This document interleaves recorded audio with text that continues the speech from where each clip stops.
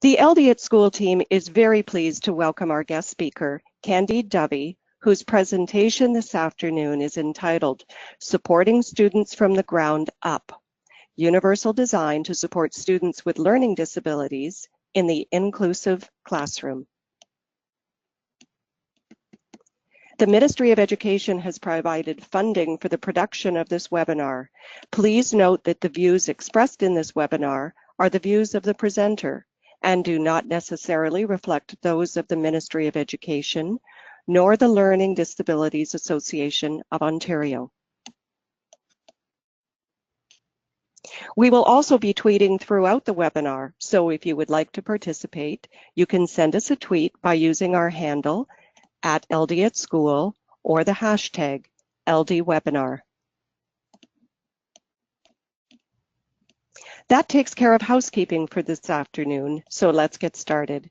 It is now my pleasure to introduce our speaker, Candide Dovey. Candide is a special education consultant with the Toronto District School Board. Prior to her current role, Candide was seconded to the Trillium Demonstration School for students with severe learning disabilities. As a classroom teacher, resource teacher, and consultant, she has worked with students, teachers, and schools to support the needs of students with learning disabilities throughout her teaching career. Welcome, Candide. The cyber floor is now yours.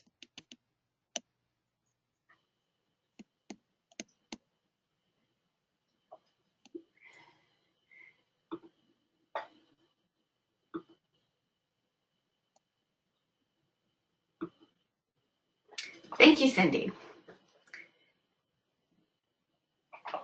According to data from the Ministry of Education, in the 2015-2016 academic year, approximately 40% of students identified as exceptional by an IPRC, Identification, Placement, and Review Committee, were identified under the category of Communications Learning Disability.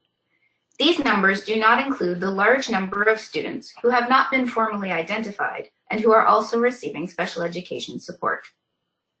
Although some students with an LD identification attend specialized programs, the vast majority of students with learning disabilities are in their home community in mainstream classes for all or part of the day.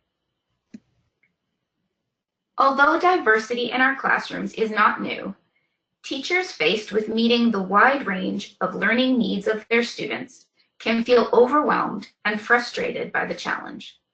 This does not have to be the case. There are ways that we can plan for accessibility from the start instead of always trying to play catch up.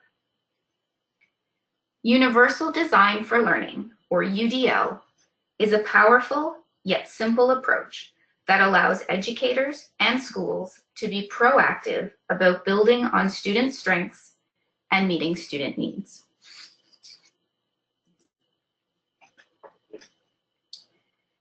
The learning outcomes for today's webinar are to gain an understanding of the principles of universal design for learning, to learn how to apply these principles in a variety of learning contexts, and to understand the vital role that technology plays in universal design for learning.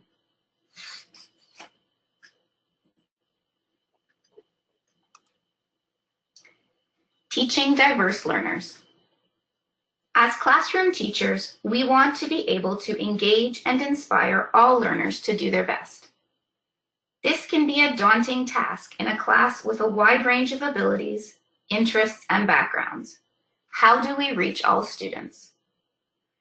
Shelley Moore, an inclusion consultant and speaker from British Columbia, suggests that we need to aim for the hardest to reach students, much like a professional bowler would aim to hit the outside pins, not the one in the middle.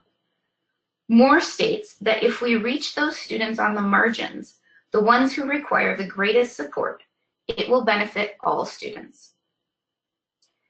To do this requires a shift in thinking, but an important and powerful one to make. This approach creates a classroom where all students are valued and where all students are active members of the learning community and represents the idea of universal design for learning, where we create an environment which gives all students the opportunity to thrive. This approach fits well with strategies such as inquiry and project-based learning, teaching critical thinking skills, and developing student voice. What it does is give all students a platform to share their thoughts and ideas. By providing multiple ways to engage with, represent, and express learning, this creates a much richer and more interesting classroom environment.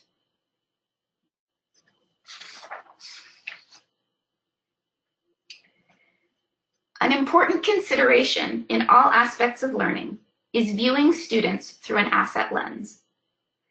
When planning learning activities, consider student interests, strengths, and abilities instead of focusing only on what is difficult for them. In special education, we often get stuck on the deficit model. As educators, it is, of course, necessary for us to understand and program to support students in their areas of need. For example, if a student has a learning disability in the area of reading, the teacher needs to know that and provide the necessary accommodations.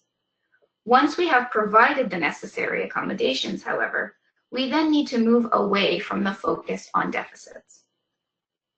A student who is reading significantly below grade level is aware of this. They don't need reminders that this is an area they struggle with. They don't need lowered expectations, and they don't need to be constantly singled out for their areas of need. Using an asset lens does not ignore the challenges that students face.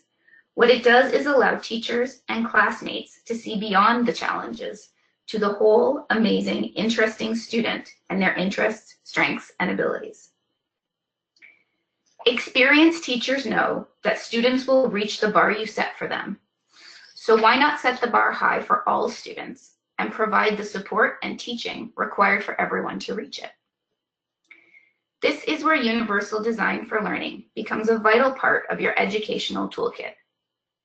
UDL allows a teacher to consider the wide range of student strengths and needs in the class and plan for that right from the start.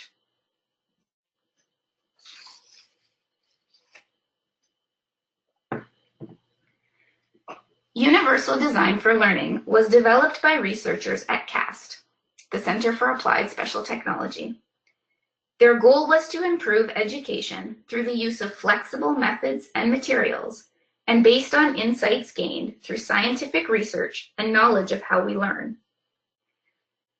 UDL grew out of design principles in architecture. The idea behind universal design in architecture is that when you design a space to accommodate specific needs, you create a more usable space for all. The most common example is access ramps. These ramps are a necessity for people who use wheelchairs, but are also important for people using strollers or with small children and others who may not be able to use theirs for a variety of reasons. Design features like curb cutouts, elevators in subway stations, and ramps made my life as a new parent much easier, despite the fact that none of those things were built or installed with me in mind. Universal Design for Learning has a focus on flexibility. As we will explore later on in this presentation, universal design allows teachers and students to move beyond only one way of engaging, learning, and showing learning.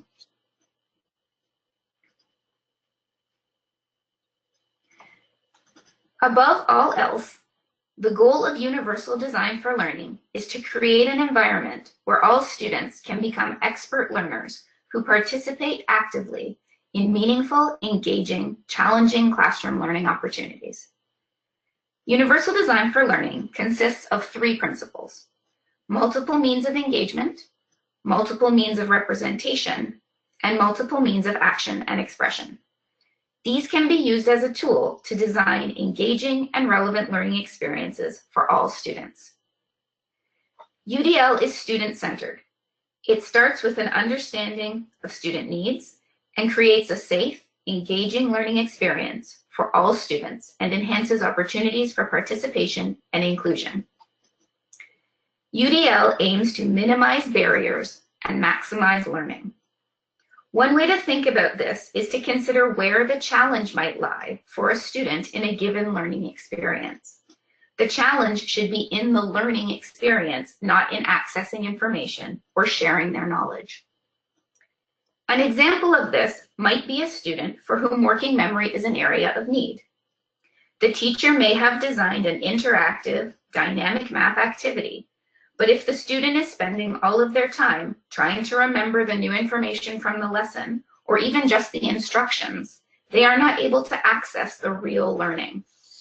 This requires advanced planning and the use of universal design for learning. Before diving into the 3 principles and how they can be applied to support students with learning disabilities, let's take a brief look at UDL and the learning brain.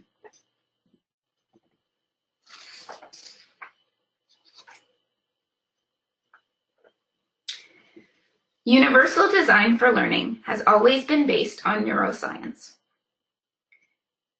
UDL integrates what we know about the brain to inform how we design environments to support all learners. UDL principles are organized to align with the different areas of the brain. The first principle is engagement. Engagement aligns with the affective networks in the brain. The affective networks are the center of the brain where information is processed and relayed for meaning. This area affects interest, effort and persistence, and self-regulation. Engagement is the why of learning. Representation aligns with the recognition networks in the brain. The recognition networks are the back of the brain, the occipital and temporal lobes. This area processes incoming sensory information, that is, what we see and hear. This includes perception, language, symbols, comprehension. Representation is the what of learning. Action and expression aligns with the strategic networks in the brain. These are the frontal lobes. This area manages action and response, including physical action, expression, and communication. This area also manages executive function. Action and expression is the how of learning. In the referenced article, UDL and the Learning Brain from the CAST website, the author writes, "The concept of neurovariability is important for educators because it reminds us that learners do not have an isolated learning style, but instead rely on many parts of the brain working together to function within a given context." Let's now look deeper at each of the 3 UDL principles and consider how they can be used to support the student with a learning disability and all students in inclusive classrooms.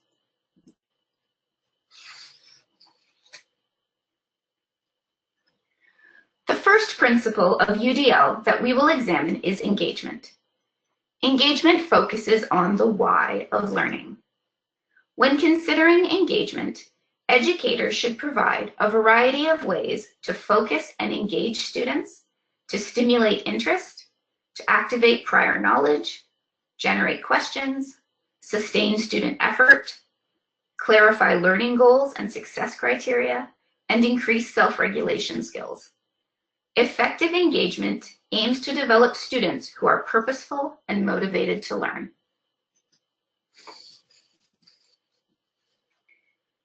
The following slides contain some suggestions for ways to provide multiple means of engagement for students with learning disabilities. These are by no means the only strategies to support engagement. I highly recommend visiting the CAST UDL website and reading through their detailed UDL guidelines, as well as other UDL support materials that are widely available. The first strategy is meaningful choices. Whenever possible, provide opportunities for meaningful choices. This should go beyond allowing students to pick which book to read, although that is a good start. Providing meaningful choices would be things like allowing students to co-plan or co-design learning experiences and encouraging students to set their own goals for behavior and academics. This includes things like co-creation of learning goals and success criteria, but also involves including students in setting goals for behavior. This type of goal setting should always be done using clear, student-friendly language. Another way to provide meaningful choices is to provide a variety of options for activities and sources of information. An example of this might be to provide a few options for initial research on a topic. For example, a website, video, or text, and allowing students to choose the format that most appeals to them.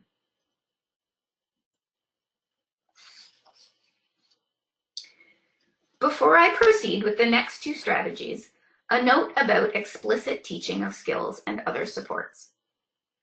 We will discuss scaffolding, chunking, and explicit teaching later on in the presentation, but it is important to note at this point that in order to participate in many of the meaningful, relevant, and student-centered activities related to universal design for learning, many students with learning disabilities and without will require explicit instruction on the skills involved. An example of this would be creating personal goals. Students will need to be taught how to do this and given opportunities to practice before they will be able to do it in a meaningful way for themselves. This explicit teaching of a skill is, in itself, an example of universal design for learning. Educators must consider what their students will need to be successful and build it into the educational experience.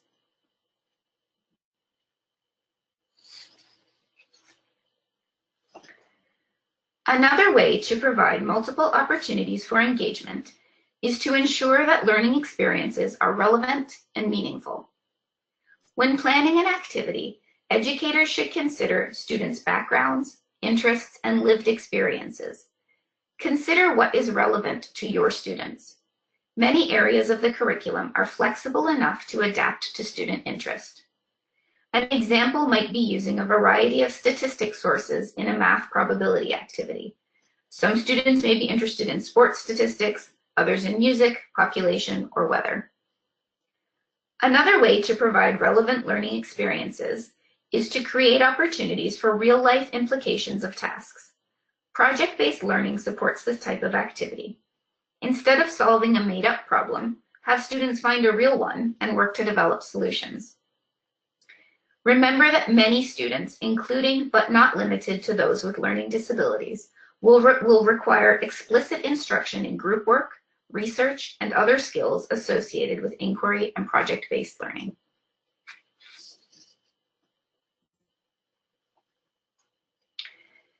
The third strategy to provide multiple means of engagement is to create a safe learning environment. As you have hopefully realized, many of the strategies of universal design for learning are things that you are already doing in your classroom. Using UDL is not about completely changing your approach to teaching. It is about adjusting your focus to recognize the things you can do at the start to support all students through a flexible learning environment. Having a predictable class structure and routine is vital for many students, including many with learning disabilities, but also students with autism spectrum disorder and anxiety. Using a visual schedule, for example, is not just for the primary grades and can help students stay organized and be prepared. Routines can also minimize stress so that students know what is to be expected from them in a variety of situations. Being aware of student sensory needs is an important strategy to create a safe learning environment. Be aware of how students are affected by noise and visual stimulation. Another way to support student sensory needs is to ensure that breaks and quiet spaces are available for students who may need them. Encourage students to have a growth mindset when it comes to learning. Mistakes are a part of how we learn, and advances don't happen without mistakes. Work to build a supportive classroom culture that values trying and supports students when they aren't successful. This includes teachers sharing their own mistakes as well and showing students how they learn from them. Using universal design for learning will go a long way towards creating a safe, inclusive classroom environment because students will have their needs met from the start. They won't be waiting for the teacher to rescue them or be sitting quietly in the back hoping not to be noticed. Students will not be disrupting the class because they are struggling with the work or are not interested or engaged.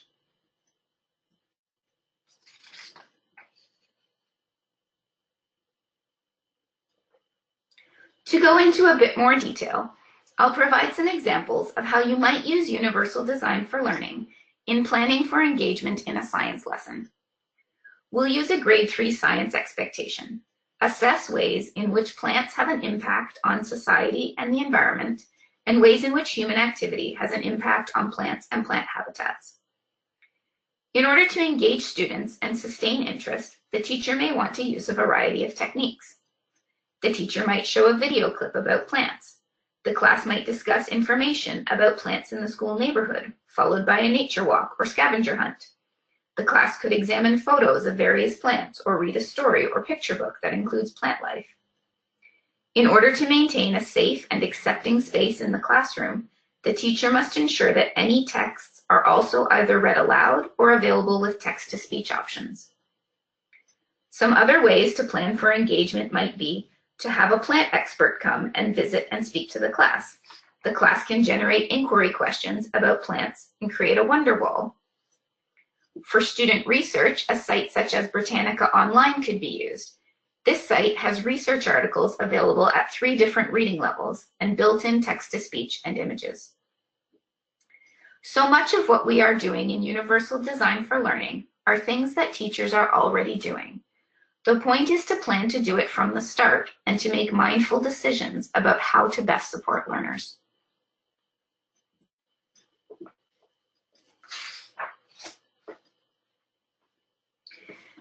The second principle of Universal Design for Learning that we will examine is representation. Representation focuses on the what of learning. When considering representation, educators should provide a variety of ways to interact with educational content, to understand language and symbols, to activate or supply necessary background knowledge, to construct meaning, to generate new understandings, and to maximize transfer and generalization of information to new contexts. Effective representation aims to develop students who are resourceful and knowledgeable.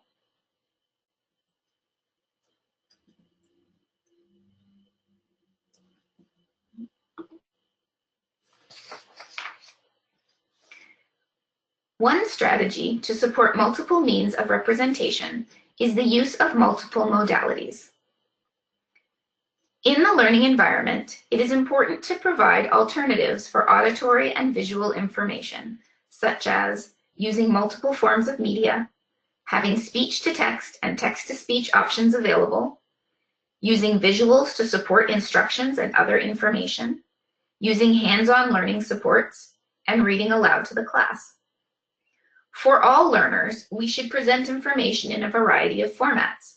Some examples are using concrete manipulatives, presenting in one form, an expository text or math equation, and then an alternative form, illustration, diagram, table, model, video, photograph, manipulative.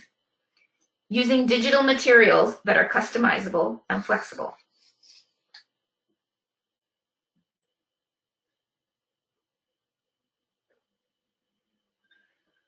A second strategy to support multiple means of representation is to build in and plan for supports for students with language and symbols. Pre-teach necessary vocabulary. Not only does this support students with learning disabilities, but it also supports English language learners and students with knowledge gaps. It also helps to activate prior knowledge on the topic. Provide visual supports for written and oral texts, such as illustrations, diagrams, photos, and videos. Explicitly teach text structures. Many students will require explicit instruction in the way different types of texts are structured. Building in time to teach that will allow students to better use the texts they are given and allow greater access to the learning. We should not assume that students will just pick it up. As with all of the principles, access to assistive technology is vital. In this case, text-to-speech will go a long way to supporting students with language and symbols.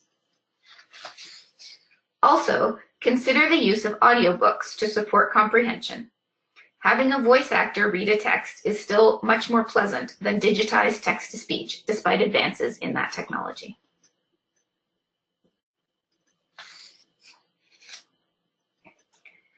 To support students in perceiving information, understanding language and symbols, and comprehension, there are a variety of strategies that could be implemented. Let's use the math class as an example. Hands-on manipulatives allow students a different way of solving and approaching a task.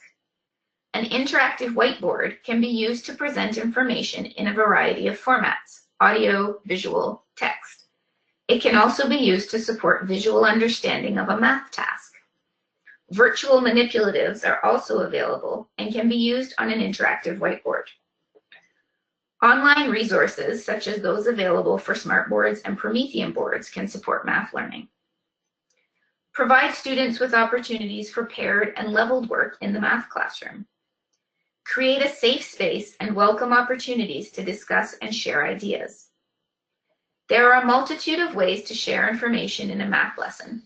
Some examples include a short video on the topic, a short activity for students with hands-on manipulatives, narratives or picture books, pictures, photos, interactive activities on the interactive whiteboard.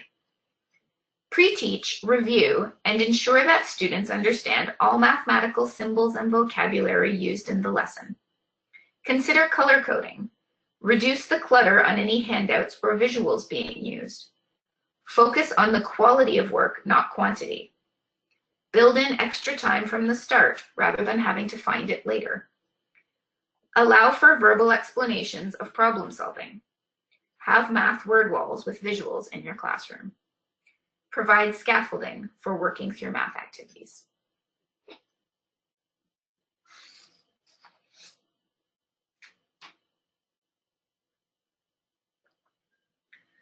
The third principle of universal design for learning that we will examine is action and expression.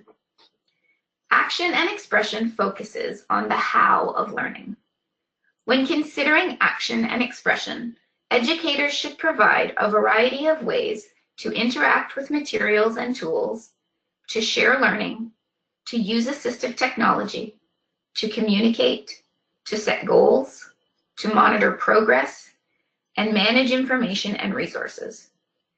Effective action and expression aims to develop students who are strategic and goal-oriented. One strategy to support multiple means of action and expression is to build scaffolding and support into activities from the start. Examples of this would be the use of exemplars, for example, providing students with a sample of a finished product. Modeling and co-creating models with students, including activities like shared writing. Chunking information and instructions into smaller pieces. Building scaffolds into the design of a lesson or unit. Gradual release of responsibility model, where at the start there may be more scaffolding and support, but after practice and feedback, students begin to take on more responsibility for the learning and the teacher begins to step back. Timely, relevant, descriptive, and differentiated feedback. And brainstorming solutions to problems together.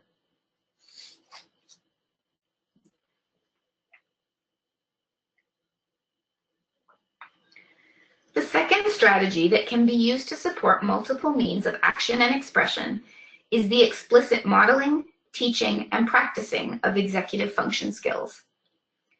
Many students with learning disabilities struggle with executive function skills, such as organization, time and materials management, planning, and goal setting. Many students who have not been diagnosed with learning disabilities also struggle with these skills. Explicit modeling, teaching, and practice of these skills is necessary for some, but would be beneficial for all students. Some examples are practicing goal setting. Provide prompts and scaffolds, models, guides, checklists, and support students in how to use and monitor goals. Teach students how to break long-term goals into smaller, more achievable steps. Teach students how to use graphic organizers and how to select the ones that work best for them. Teach all students how to use planning tools, such as online calendars and agendas. Provide checklists and guides to support students in staying organized. Provide students with physical evidence of growth, such as a continuum, before and after, or portfolio. to help support them in self-monitoring and future goal setting. And encourage self-assessment through checklists, rubrics, and annotations.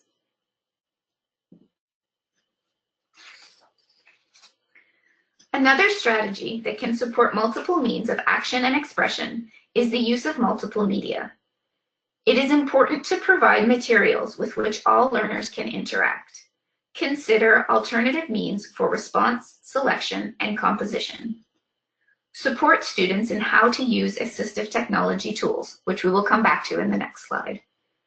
Unless specific materials are necessary, for example, in an art assignment, provide alternate media for expression. Have students compose in multiple media, such as text, speech, drawing, illustration, film, music, dance, drama, etc. Use interactive web tools, such as discussion forums, websites, storyboards, animation. Compose in multiple media, such as speech, drawing, storyboards, film, visual art. Provide multiple means of expression, both to level the playing field and to allow learners to easily express ideas, knowledge, and concepts in the learning environment. Aside from providing multiple means of expression, this also supports learners in developing a wider range of expression.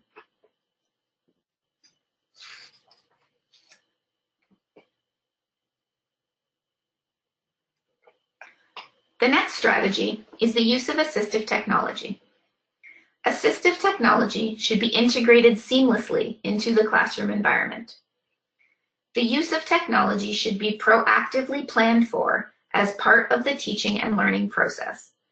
Access to assistive technology is vital for many students with learning disabilities, but all students can benefit from access to speech-to-text and organizational software. Considering issues like a quiet space to use speech-to-text, access to the resource room, availability of headphones, can be done before the planning begins so that it can be worked into the plan for teaching and learning. Normalize the use of assistive technology as much as possible. Many people use speech-to-text now through their phones. Teach how to use it and encourage all students to try.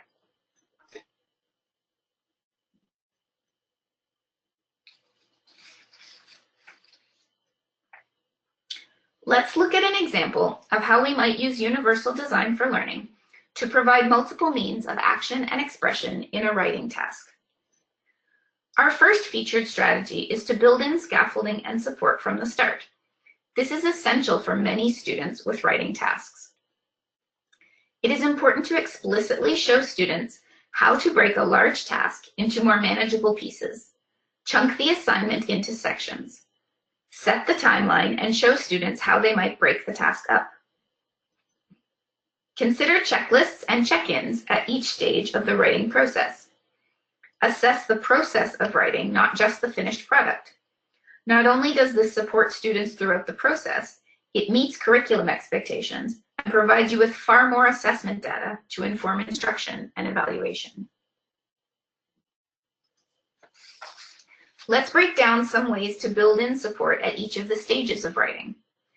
At the pre-writing brainstorming phase, we can provide graphic organizers, engage in teacher-student conferencing, provide opportunities to brainstorm with peers, stress task-specific information, for example, in a persuasive writing task, that the point must be debatable in order for them to share an opinion. Check and give descriptive feedback on all topics. At the planning outline stage, continue to provide graphic organizers, engage in teacher-student conferencing, provide timely and descriptive feedback on their outline, stress the importance of the thesis statement, review an outline of a persuasive essay, share models and examples, lead the class in shared writing of an introductory paragraph or any other elements of the text that would be helpful. At the drafting stage, provide quiet spaces for students to work. Find ways for students to use speech-to-text and make sure they are trained on how to effectively use this software. Allow for scribing if that is preferred. Continue teacher-student conferencing. Consider explicit lessons on elements of writing, for example, transition words. At the editing revising stage, explicitly teach peer editing skills. explicitly teach descriptive feedback skills, model effective peer editing, model through shared writing of a concluding paragraph, access text-to-speech for editing. I frequently recommend that all of my students use Read and Write or a similar program to have their writing read back to them. Not only is it a powerful self-editing tool, it normalizes the use of assistive technology in the classroom. Consider having flexibility about the finished product. Be clear about the expectation you are assessing and be as flexible as possible with final product. Could students write a blog, create a slideshow, write a newspaper editorial? In some cases, the form, for example, an essay, is what you would like all students to create, and you will need to build in as much flexibility and support for students in the process stages. But in many cases, the final product is not set, in which case you can give the students freedom to express their thoughts and opinions in the way that best suits them. Be clear on what you are assessing and give students as much choice as possible within those parameters.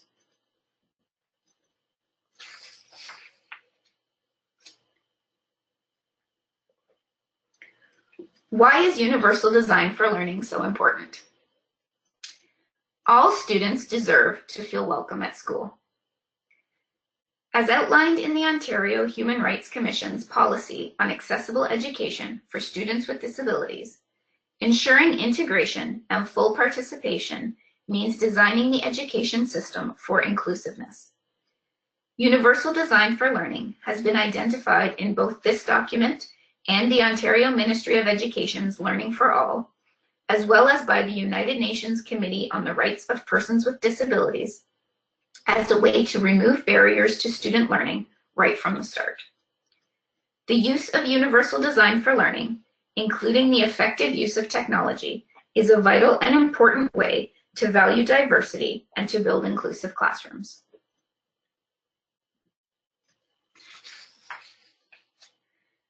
The main goal of universal design for learning is to minimize barriers in order to maximize learning. This does not have to include the use of technology, but UDL and technology fit well together. Technology allows for more freedom in terms of sources of information and ways to share and present information. This then gives teachers an easy-to-use tool to provide multiple means of engagement, representation, and action and expression. When technology is integrated into the regular classroom experience right from the start, it reduces the stigma for students that may require the use of assistive technology. If everyone is using tech in some form or another, it becomes a normal part of the classroom experience. Technology can be used to level the playing field so that all students can be active members of the classroom environment. This creates a more vibrant and diverse learning experience for all. Some examples of technology used in concert with universal design for learning are using technology to present course content in a variety of ways. For example, video to support text, a mind map, text-to-speech options for reading text. The availability of speech-to-text and text-to-speech software. This can support students in accessing teaching and learning materials, as well as creating their own learning responses. The use of apps or programs that support organization. The use of mind mapping software. This allows for a variety of ways to show what you know, is student-centered, deepens engagement, and supports organization and planning. The use of tools such as interactive whiteboards. Using technology with UDL can enhance learning for all students.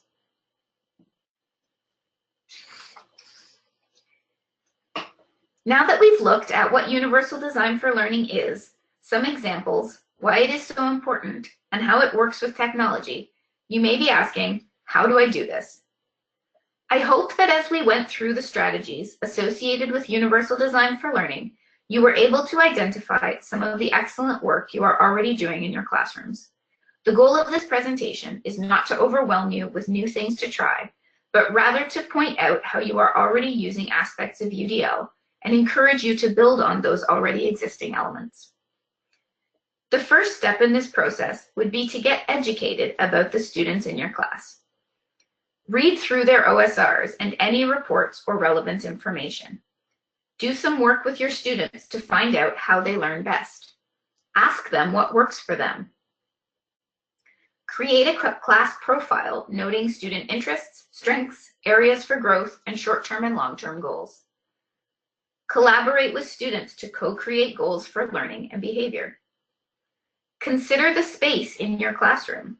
Is it working for all students? Could it be more flexible? Does it allow easy access to assistive technology? Can support staff easily work with students? As you plan your units and lessons, carefully consider the curriculum and your plan for teaching and learning, and consider what barriers might be posed to student learning. As you think about individual lessons or units, remember to consider what barriers need to be removed in order for all students to have the same access to learning. Consider that challenges with reading and writing will impact almost all other areas of the curriculum.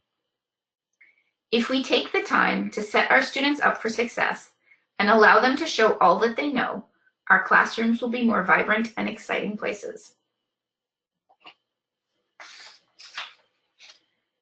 Another important step is to take some time to consider any biases or preconceived notions you might have about accommodations, the use of assistive technology, alternate means of demonstrating learning, or any other concepts related to universal design for learning.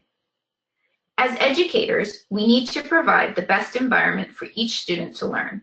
This will look different for different students and will require flexibility and creativity on our part. My last thought regarding how to implement universal design for learning is to remember that there are many others working to implement these same strategies. Teaching can be a lonely profession. Don't forget to connect, both in your school or board and also virtually. There are many valuable websites and online resources on universal design for learning. Social media can also be a good source of information and ideas, and there are also universal design conferences that you can attend to learn more. There are many resources available online to support UDL, but I have included 3 here to get you started on the journey. Learning for All is a document produced by the Ontario Ministry of Education in 2013. It is a guide to effective assessment and instruction for all students, kindergarten to grade 12. The document outlines 3 evidence-based effective instructional approaches, which are differentiated instruction, universal design for learning, and the tiered approach.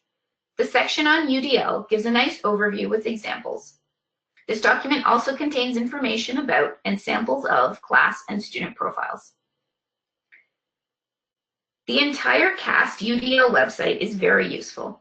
It has a short video on UDL that sums up the principles clearly and effectively, as well as research articles including UDL and the Learning Brain, which I referenced in this presentation.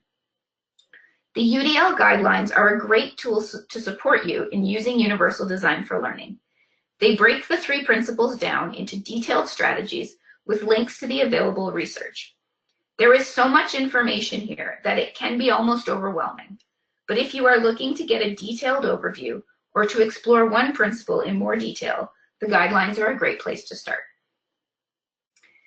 The last resource that I'm sharing with you is a video from Shelley Moore, an inclusion consultant from British Columbia.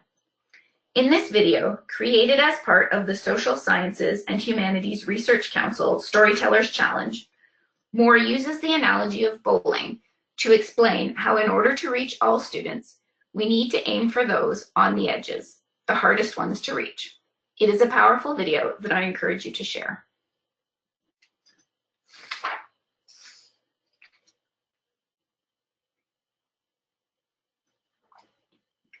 I'd like to end the presentation with this quote, posted on Twitter during last year's UDL conference.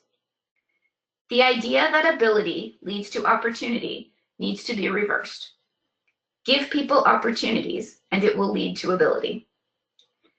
The more authentic and engaging opportunities students have in the classroom, the more they will be able to show us the depth of their thinking, and the more diverse and exciting our classrooms will be.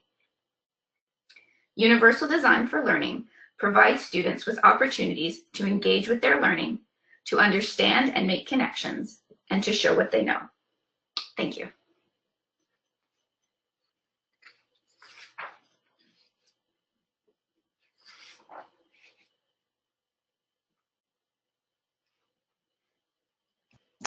Thank you so much, Candide, for sharing your knowledge and expertise and for providing our webinar participants with extensive suggestions and strategies on universal design for learning for students with learning disabilities. Okay, let's move on now to the question and answer part of today's webinar. If anyone has questions, please type your question into the chat box on your GoToWebinar dashboard, and I will read your question to Candide.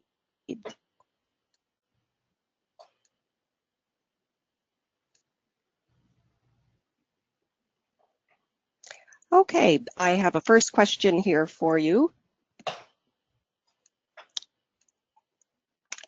Candide, you presented incredible information in this webinar today, and I am feeling a little bit overwhelmed, but very encouraged. Are there resources or resource staff in our school boards who can help? That's a great question. I would say as a special education consultant in my board, I would work with staff to help implement these strategies. I think if your board has any coaches, like teaching and learning coaches, they would be a great place to start because it's not, universal design for learning is not just a special education concept, as I'm sure was made clear. It is relevant for all students. So I think any of those roles that are working with teachers to try and work on programming and improve student learning, they would have some knowledge about universal design, and that would be where I would start to look for support. And I know that it is a lot of information, and I would say pick one thing and start small. That's great. Thank you very much. Another question. Okay, this one is a little bit more involved. It has to do with UDL and technology.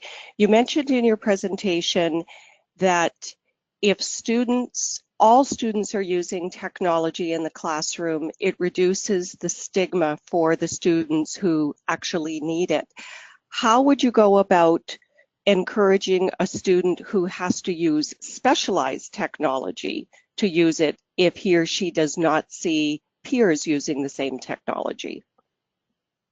That is a challenging situation because you're right, they're going to be using something different. I would say there are a couple of ways you could approach it. I think if you have access to a more private space, that might be one approach that I would take. But I would also, depending on the age of the student, really have a conversation with them around why they have this technology, what it does for them, and what value it has for them, and help them understand that no, they're not like everybody else, but this is important for their learning, and encourage them to use it from that perspective, because unfortunately you're not going to always be able to have it blend in with everybody else.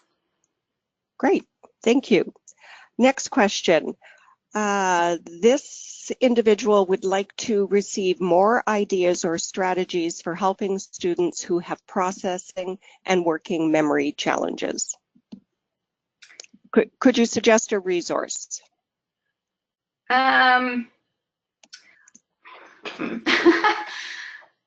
would say, just in terms of working memory and processing, I don't have off the top of my head a resource, but where I would always start is examining what the challenge is going to be with the task.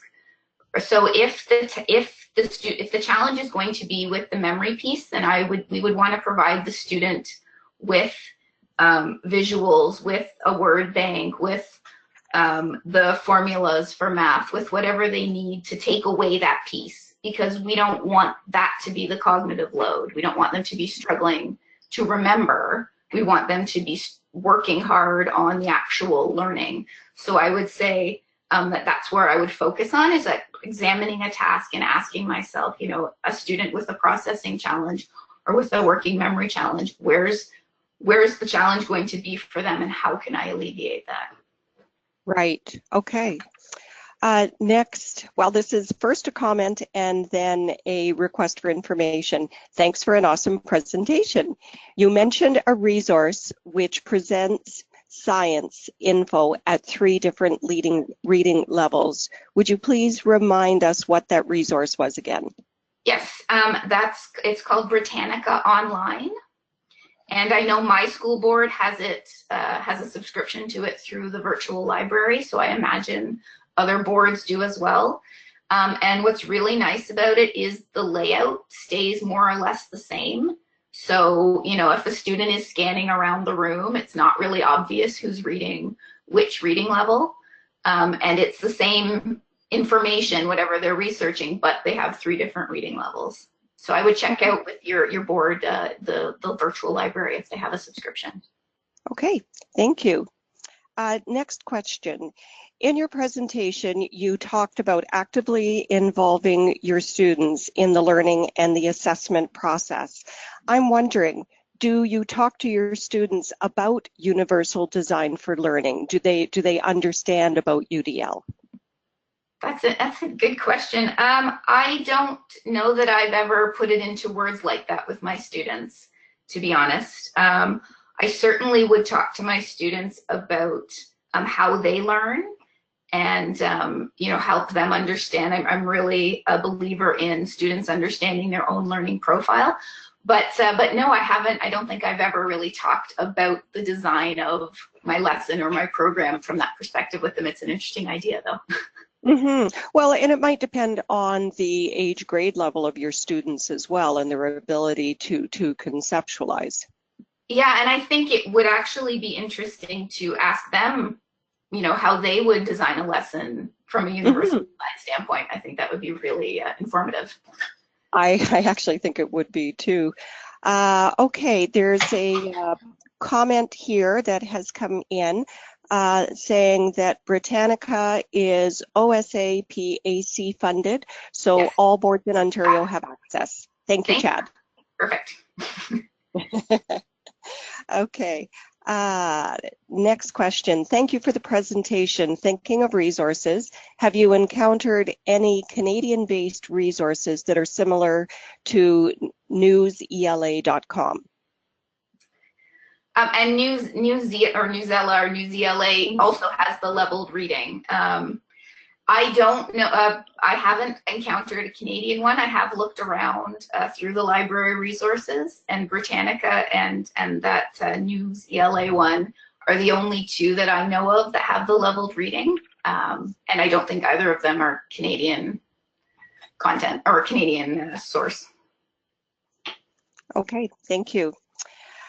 Next question. What are your thoughts on tiered assignments? Any ideas on how to implement them? I'm not sure exactly what is meant by tiered assignments.